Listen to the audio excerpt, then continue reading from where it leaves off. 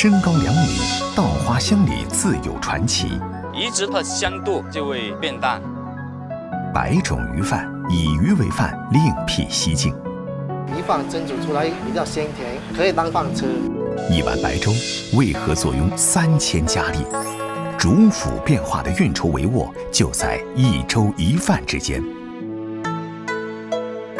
老广的味道之主辅。饭者，百味之本，主食2字道尽米的地位。而作为配角的辅菜小吃，可席间点缀，也可变化万千，艳惊四座。食不厌精的老广知道，享受美食还得从最普通的一碗米饭开始。比较好啊。饶平3饶镇，数百年前人们迁居而至，好山好水出好米，稻花香里说丰年。种田如绣花的农耕习俗，让这里的水稻别具风格。7月，山美乡的刘维才和父亲开始了新一年的晚稻种植。他们种的水稻有着神奇的身世，当地俗称香水稻。山美乡内，2座山峰对峙而立，清澈山泉流经村庄，河流之间有土地300-400亩，此处生产的稻米才能冠名香米2字。3个月后，水稻抽穗，稻谷中包裹着米浆，稻田自然散发独特馨香，香水稻开始展现与众不同。普通水稻才1米1多，你看这个水稻，当然现在已经有1米7左右了，估计还要再长30-40公分。等到沉甸甸的稻谷压弯稻杆儿，收获的季节到了。晚稻口感更好，本地人坚持1年1种，种植周期比普通水稻要多20天。像书里面有记载，这种水稻呢移植到别的地方去种，它第2年呢就剩下3-4成，第3年就一点香味都没有。今年收成不错，刘维才和父亲都十分的高兴。但在4年之前，刘爸爸并不支持儿子回乡创业。一辈子土里刨食，刘爸爸深知农事艰难，香水稻产量极低，村里仅剩1户人家种植。在外开西餐厅的儿子却要复兴面临凋敝的香水稻，决定返乡一搏。好在第1年种下的水稻没有亏本，还赚了钱，这给了刘维才扩大规模的底气。收获时节，除了抢收自家稻谷，刘维才还得到其他农户那儿走走。係咪啊？來茶啊！你見呢個食糊啦都係。咩啊？同我邊個？你咁樣留啲個價錢？啊，多本了。多本我哋多。2014年，试种成功的刘维才成立了香水稻合作社，免费提供种子，无条件收购，鼓励农户种植香水稻。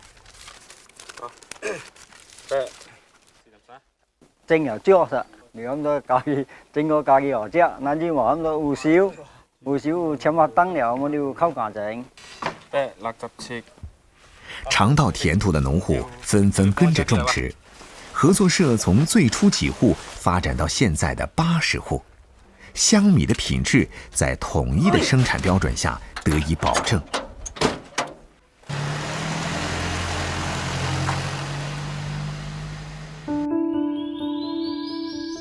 和其他水稻的细长型不同，香水稻稻穗呈椭圆形，赤色且有褐色条纹，骨壳有短毛，顶端有短芒。趁着阳光，家家户户开始晒稻谷。收回来的稻谷得晾上整整1个星期。夏天太阳太猛，一晒米就碎。只有阳光温和的冬日最适合香水稻晾晒。这也是香米只能晚稻种植的原因之一。在日光作用下，稻谷水分蒸发，香味得到最大程度的释放。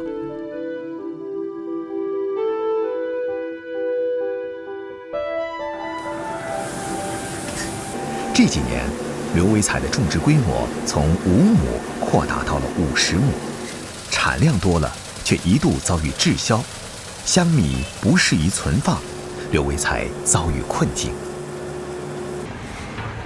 看着堆积的香米，刘维才又开始新一轮的味道冒险。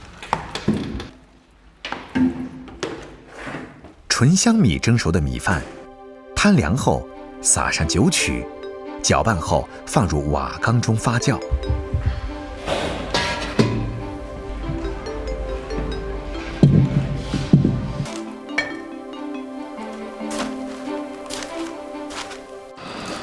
等上半个月，淀粉生成的糖转化成酒精，就可以取出来蒸馏了。有时候粘锅了，这个酒就有糊味了，就没用了。柴火蒸馏提纯出酒，清澈透亮。让刘维才惊喜的是，存放一段时间后，香米酒竟有了比普通白酒更醇厚的香味儿。这个酒精度是70度的。打磨脱壳后的香米，米粒儿圆润光亮，粒粒似珍珠。香米珍贵，常常被作为煮饭的佐料，在普通大米中加上一把，整锅饭便桂香扑鼻，这才有了一家煮饭7家香的说法。而本地人最传统的香米性美食还是果。米团反复揉搓后分成块儿，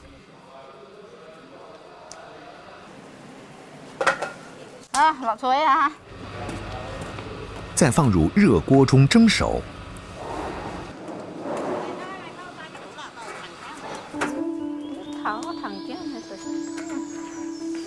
富有粘性的香米在蒸汽中产生类似糯米的质感，这时候取出来，趁热再经过反复捶打，富有韧劲儿的果团就完成了。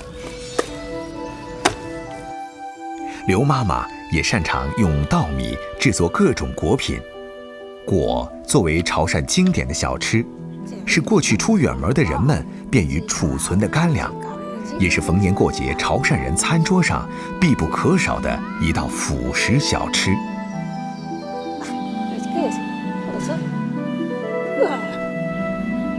而每年丰收时制作香米果已成了刘家的惯例。稍稍放凉的香米果白白净净，有嚼劲而不粘牙，齿颊留香。农忙遭遇雨天，最适合在家招待帮忙的亲友。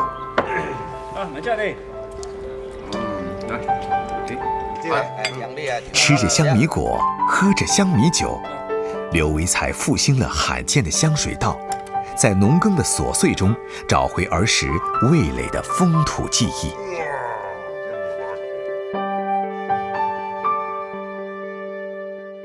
潮汕人不论贫富，早晚都会喝一碗粥，而宵夜的这一碗粥更为重要。每天夜幕降临，吴镇城的夜粥店就开始人头攒动。汕头的夜粥绝非字面上的喝粥，各类海陆空食材阵容豪华，高达400多种，而这些却全部归属于白粥的配菜。配菜在长达10几米的点菜台铺陈开来，即便是熟客也会踌躇不定，难以选择。这里没有那个点菜单，其实这里就是点菜台啊。你喜欢吃哪一种鱼，喜欢吃哪一种卤味，他手一指，我们就把它记起来。本地人喝夜粥必点的3类配菜是卤水、鱼饭和生腌。吴镇城是惠来人，这里主打的卤水惠来美食龙江猪手做了18年。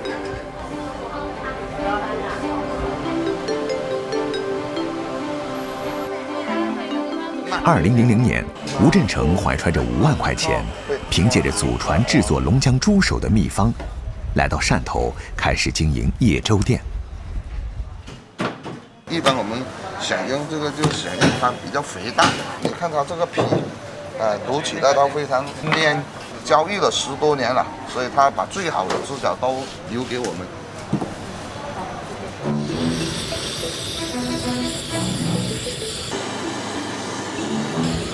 买回来的猪手先得一只只进行脱毛，一道卤猪手能成为10几年的招牌菜，离不开吴振成对每一道繁琐制作工序的较真儿。猪手在火力的作用下，表皮收缩，烧至猪皮变硬，再放入冷水中刷洗，每一个缝隙都不放过。一冷一热，不仅能将表皮的细毛清理干净，也有助于猪手最后形成 Q 弹的口感。我爷爷做猪脚到现在40多年了，我10多岁就学他做龙江猪脚。小时候读完书啊，然后就来帮他切猪脚，洗猪脚。洗净的猪手顺着关节位分成3段，按大小依次码入锅中，倒入卤水就可以开卤了。卤制过程看似相同，但口味却各有千秋，是否正宗取决于这一锅卤水。我们龙江猪脚一个做法就是油滚油，它这个肉质比较香，吃了油，它每天这么翻滚，它就会更香。经过秘制卤汁3个小时的熬制，猪手色泽红润油亮，澄澄诱人，肥而不腻，饱含胶质。靠着这一道精心烹制的猪手，吴振成在汕头餐饮界站稳脚跟。时至今日，菜式选择如此多样，这道配菜依然独占鳌头。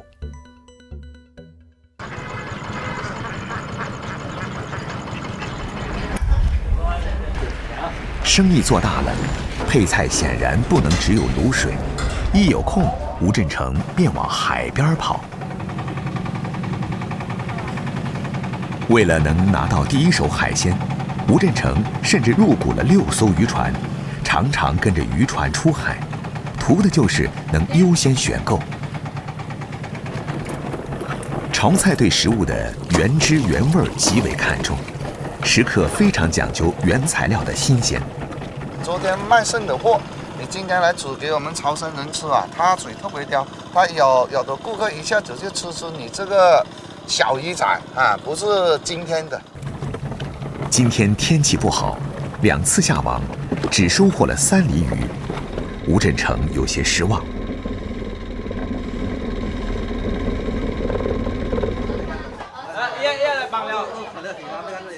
买回来的海鲜，一部分将被吴振成制作成叶粥配菜中的打冷。打冷是指各式冷盘熟食，新鲜食材做熟后，等凉冻后再吃，风味别致。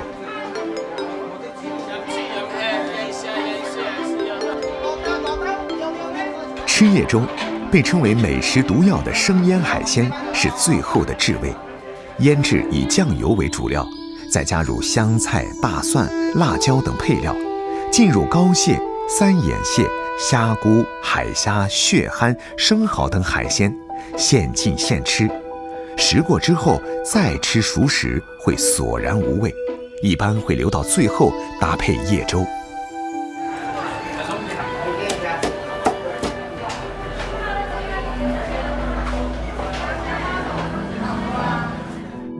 无论海边鱼蟹还是地头瓜蔬，所有的波澜壮阔、轰轰烈烈，最后要辅佐的却是一碗简单质朴的白粥。这样的煮与刺延续100年。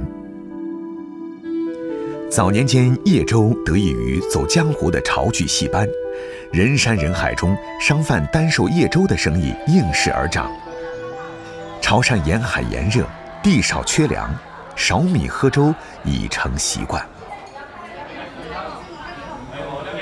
叶粥店配菜各个摊档不同，但必有白粥。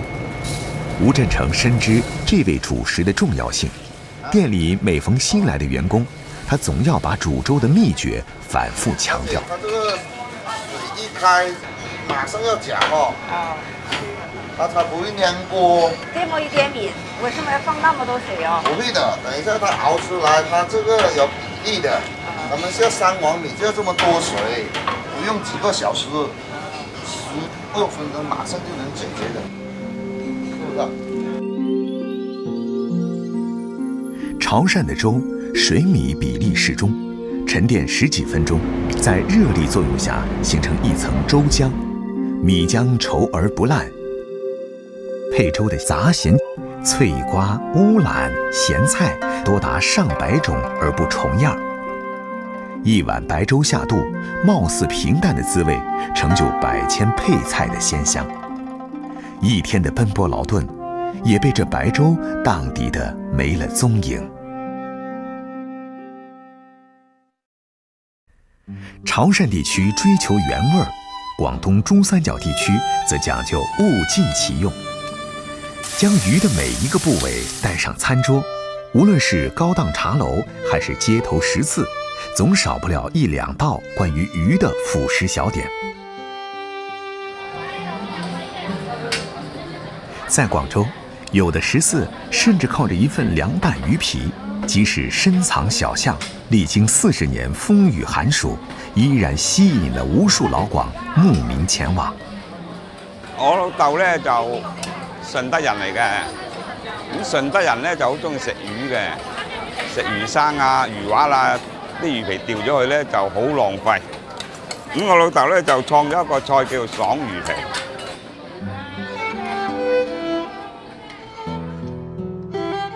魚皮一般用鲩魚或鲮魚皮為原料，一條2斤的鲩魚，在廚師靈活的雙手中淥出薄薄的魚皮。碱水洗過後，醃製8到10分鐘過清水，10秒鐘熱水，30秒冰水，時間掐得剛剛好，出來的魚皮才有嚼勁。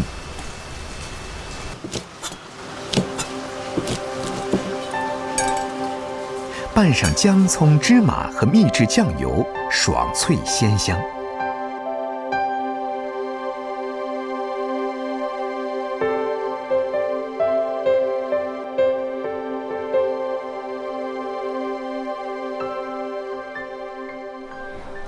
桑基鱼塘遍地的順德，魚是順德菜的主打。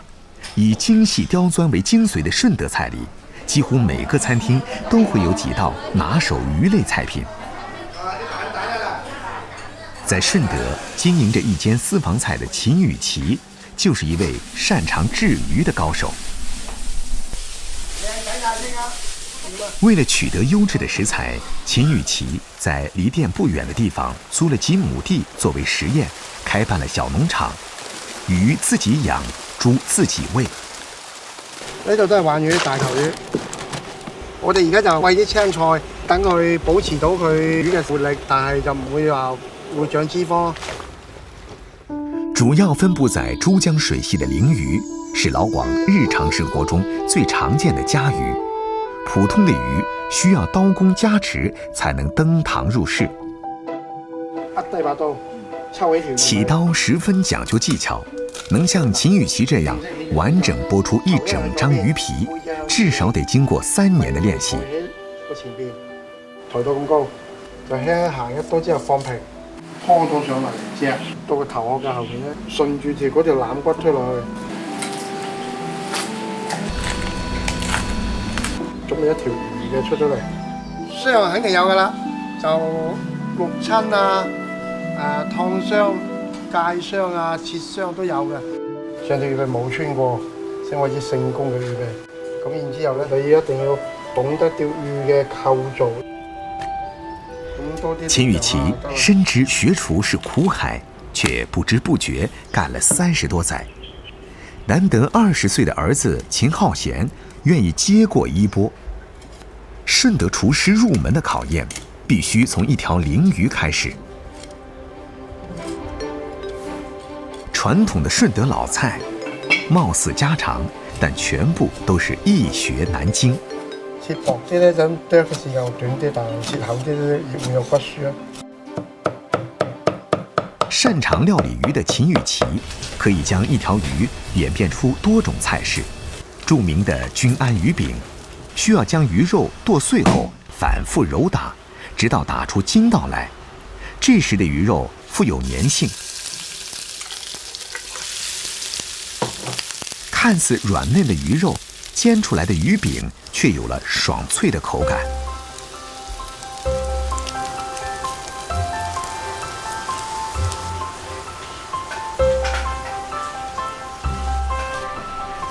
最令人拍案叫絕的豉汁蒸鯪魚鼻，只取魚頭中最嫩滑的魚嘴，用豉汁蒸出醬香，個中細微差別，精明的本地食客總能辨出高下。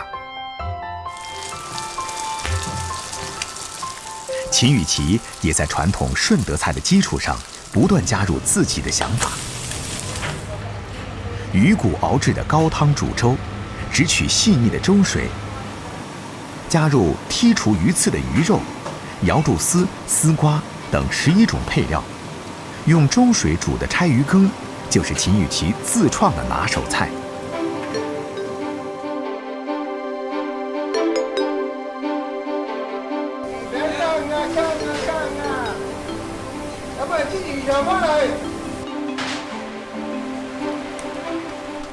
食物是入口之物，秦雨琪很在意街坊的評價，一直堅持自己調味，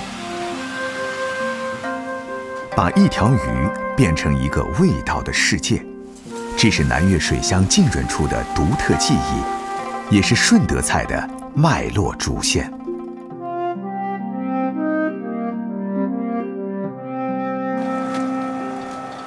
廣東不產小麥，但並不影響老廣嗜好麵食。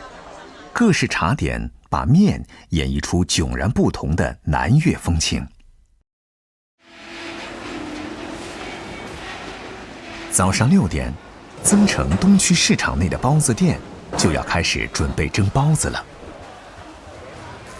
在衍生成飲茶文化前，茶點不過是人們早起勞作的果腹之物，以粗糧為主。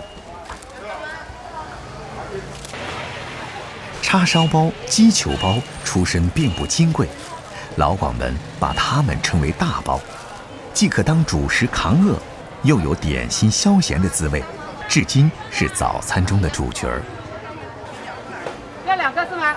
好，要燕麥的還是要白的？給我們不要走。白饅頭啊，3碗。小店裡忙碌的背後，是24小時不間斷製作的工廠，源源不斷地為這些早餐店提供各式新鮮包點。經營這間包子廠的林偉賢，同樣對廣式大包熱忱不改。每日都要做到咧，就係20萬，有時咧就突破到30萬隻。而我哋做出嚟嘅咧係即做，今晚做完之後，第日早上咧就即刻咧就係燒去整個珠江三角洲。對廣式大包的喜愛，還得從10年前說起。原本做餐飲生意的廣州本地人林偉賢，總想念小時候吃過的叉燒包，於是便開啟了包子店，專賣叉燒包。沒想到手工製作的包子很受街坊喜歡，10平米的小店常常排起長龍，每天最多能賣出6000個。而最吸引顧客的是叉燒餡裡藏着的老廣味兒。去皮的新鮮豬頸肉肥瘦相間，煮了不柴不膩，嫩中帶脆，是製作叉燒包最好的餡料。清洗後切成大塊，放入滾水中煮開，撈起瀝乾，炸上一遍，前期準備工作才算完成。為了讓口感更接近老廣們記憶中叉燒包的味道，叉燒的烹製也是大鍋炒製。豬頸肉入鍋後，加入酒、生抽、糖和秘製的醬料炒熟，不加一滴水。这样才能使酱汁浓郁，完全将猪肉包裹。一锅25斤猪肉，反复翻炒，考验师傅们的臂力。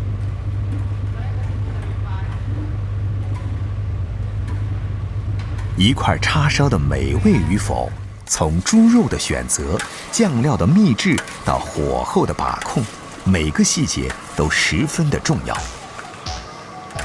咁嗰啲市民一試啦，哇！隻包個皮咁鬆軟嘅，再食到啲餡咧，哇！呢種咧就傳統嘅口味喎。做好的叉燒色澤暗紅，肥瘦適中，用機器打成均勻的肉碎，便可以用來製作包點了。10年間，機械化慢慢替代了傳統手工，而這裡的叉燒包依然堅持手工製作。從揉麵、分塊、製成麵皮，每一步都離不開師傅們的雙手。人工係經過咧就反反覆覆用啲係陰力去完成佢嗰個工藝流程。你搣開隻包，手工做出嚟，佢係好細膩。2兩麵皮，6錢叉燒餡料，一個個叉燒包在師傅們的手中成型了。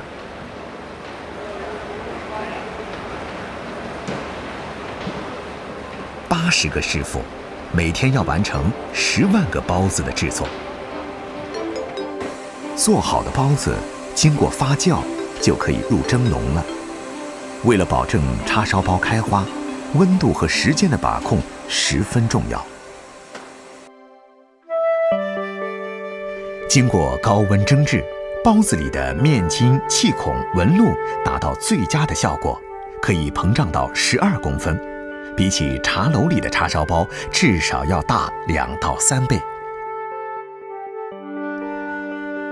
出鍋的包子外皮雪白，包面含笑而不露餡兒。輕輕掰開，微微上芡的叉燒餡兒，軟嫩飽滿，油潤而不膩。每個月，包子廠都要消耗大量的麵粉。潮濕多雨的廣東並不適合小麥生長，原料大多來自北方或者是進口。七哥，睇下啲小麥啦，嗰個係美遠白麥，質量非常之好嘅。都係達到我哋個要求啦。小麥咧就係有季節性嘅，夏天如果國內嘅小麥咧就係比較係適合。如果呢個季節過咗之後咧，我哋就會採用進口小麥。睇下啲粉嚇，嗰啲粉。做餐飲出身的林偉賢知道，原料對品質的決定作用，總會定期到麵粉廠採購。呢啲全部都係同我哋生產。經過脫殼打磨，這些小麥將成為製作包點的材料。和北方的大包不同，廣東的包子使用的是精麵粉。麵粉選用，林偉賢有自己的標準。因為一粒麵粉呢，就佢分好多個組織。咁而家我哋採呢隻麵粉呢，就係要攞一個粉心，佢嘅麵粉味同埋佢嘅筋度係最適合做我哋嘅一包嘅。買回來的這些麵粉將會經過師傅們的巧手，成為一個個我們熟悉的包點。這些年，除了最有名氣的叉燒包，不斷研發改進的流沙包、燕麥包、核桃包、紫薯包、紅糖包等50多個品種，也豐富了江南第一包的麵點食譜。好啦，呢啲係今日新嘅品種。新研發嘅柳葉包，柳葉包係嘛？自己做出嚟嘅一定要試啊！而林偉賢也沒有停止對產品的研發，老產品的抽樣和新產品的試吃成了每天的必修課。係啊，佢有可能啊，開心人啊做開心包係嘛？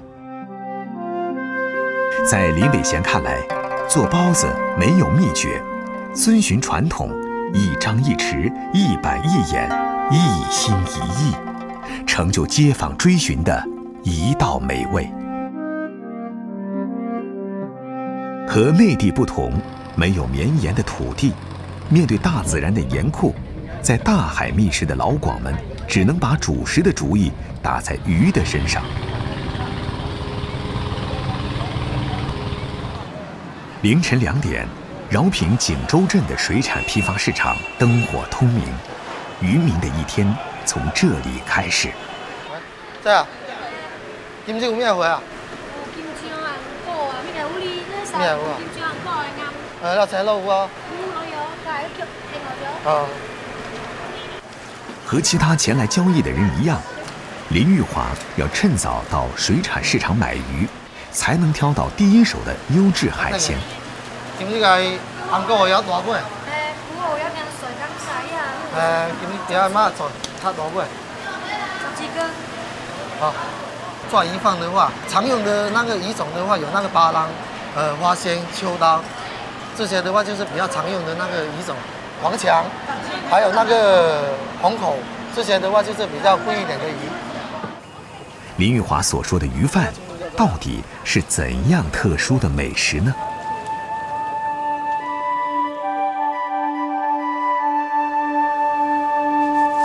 魚飯製作雖然簡單，但前期工序卻全都是手工活。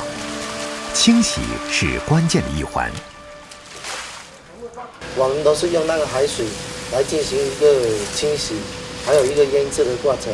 海水的話，因為它是含有一定的鹽度，這樣子的話，那個魚身等一下煮完了以後，它會更加硬身一點。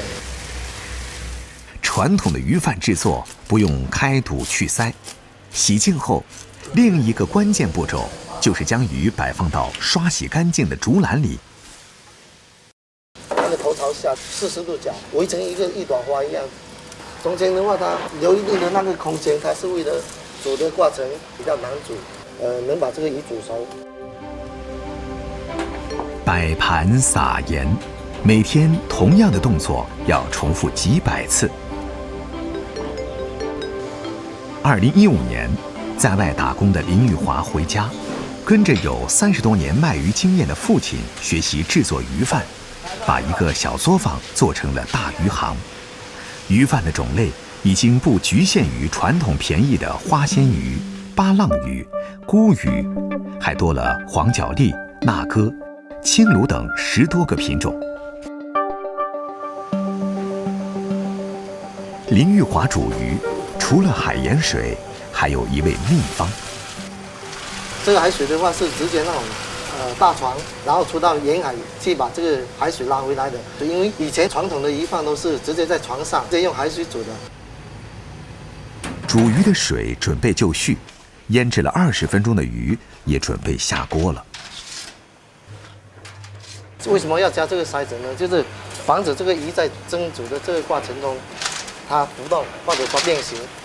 包括我們最上面的要加那個重物，也是為了在蒸煮的過程保持它的美觀。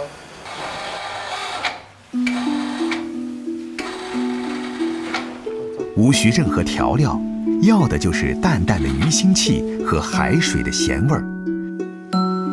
等待猛火煮上15分鐘便可出鍋。古書中將蛋明稱為不食利者。在沒有冷凍保鮮技術的舊時，出海幾日不歸的漁民，為了保存食材，就地取材，在船上架起鐵鍋，取海水將魚煮熟，回航就可以售賣。煮熟的魚用熱水淋在魚面上，去除泡沫，讓籃子裡的魚湯流出，晾涼後，一份完美的魚飯才算大功告成。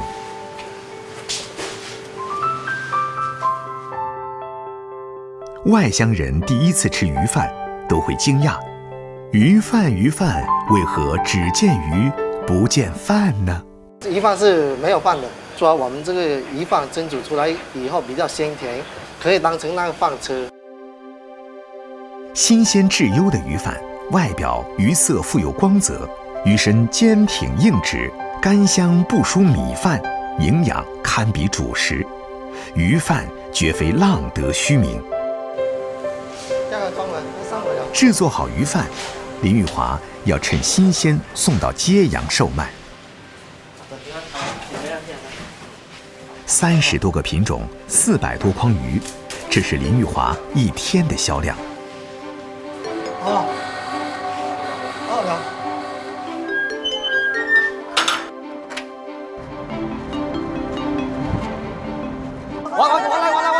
我来叫了，在，但係我哋唔要，你一老烏啊！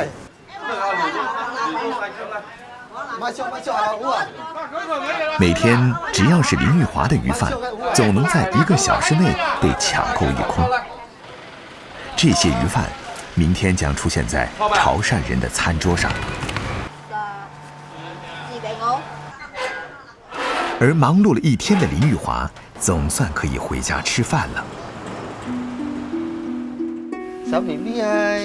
我吃了。小 BB， 好来吃了，回去啊，吃了。吃。鱼饭的标配便是一碟普宁豆瓣酱，用简单的方法唤醒惊艳的滋味。像煮饭一样煮鱼，像吃饭一样吃鱼，变为鱼饭。这种在大海里诞生的蛋民主食，本是无奈之举，却成就潮汕人难以割舍的滋味。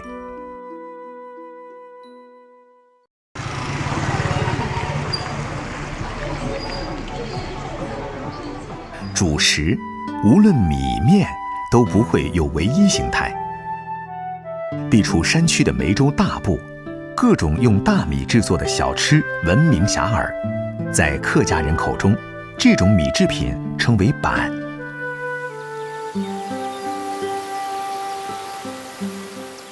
今天，林江华寻找的是一种客家地区普遍食用的植物——艾叶。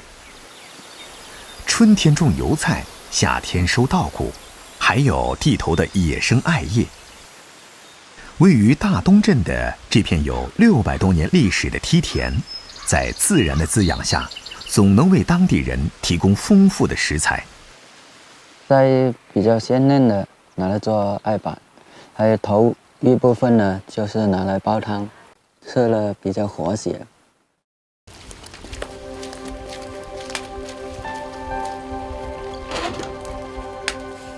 采摘回来的艾叶和浸透晾干的糯米混在一起，在石臼中用木锤捣碎。客家人从中原地区迁徙而来，把北方小麦磨粉的蒸煮文化应用到稻米上。1000多年前，形成了丰富多彩的客家板文化。经过反复捶打，再过筛成粉，艾板的原料就准备好了。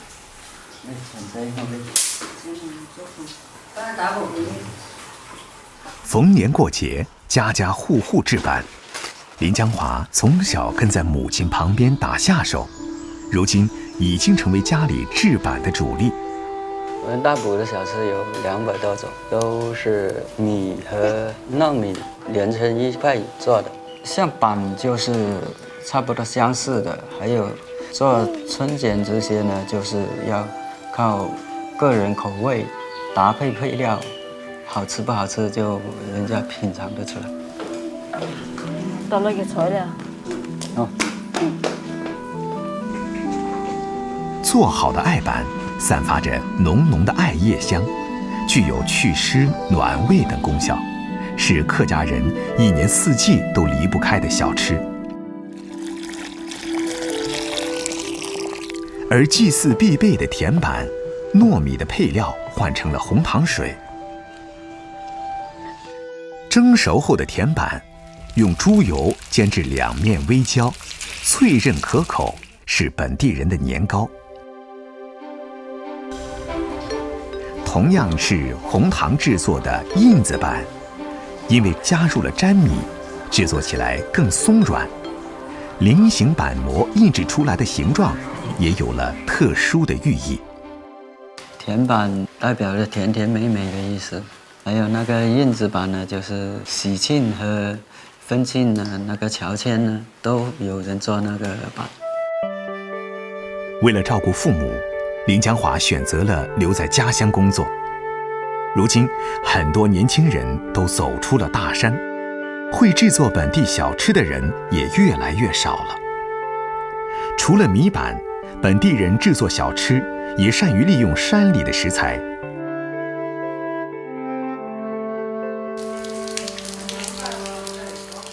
刮去肠粉的猪小肠，清洗干净，灌进打好的蛋液，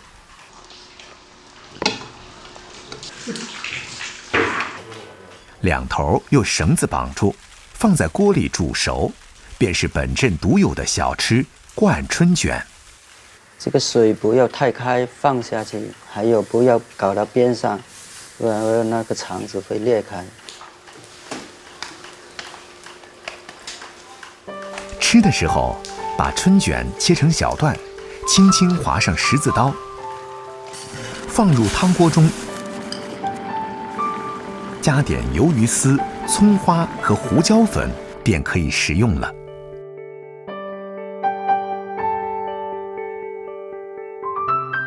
今天林江华起了个大早，将准备好的贡品和米板装入祭祀专用的竹篓里。1年1度的环福活动，将在有400多年历史的花萼楼外举行。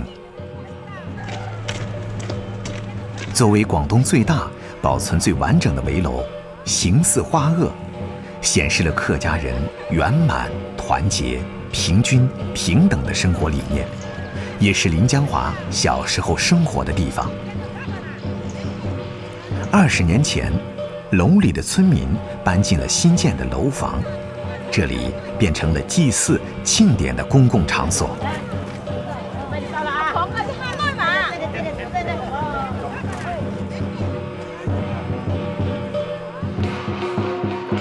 年初许福，年末还福。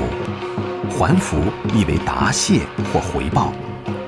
村民们经过1年的辛劳，迎来了鸡鸭成群、谷满仓、糖鱼肥美、果飘香的富足时光。为了感谢上苍庇佑，10多年来，家家户户置办鸡、鸭、鹅和各种果品，还请来了连演3日3夜大戏的汉剧团，举行隆重的祭祀活动。而在外工作的亲友也会在这一天回家来，共同庆祝。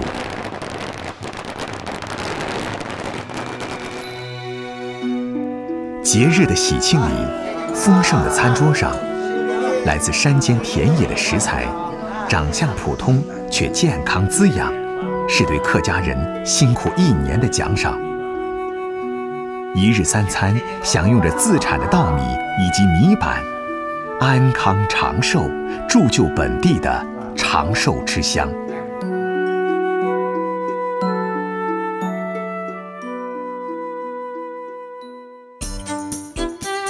无论是1粒大米，还是1捧面粉，无论是遇水成舟，亦或揉搓成包，主腐在不同地域间自然转换，甚至让颠沛于海浪的渔民给一条鱼赋予饭的重任。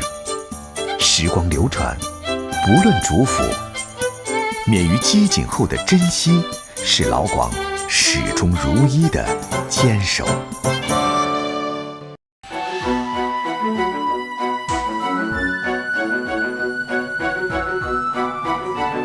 3、2、1，走！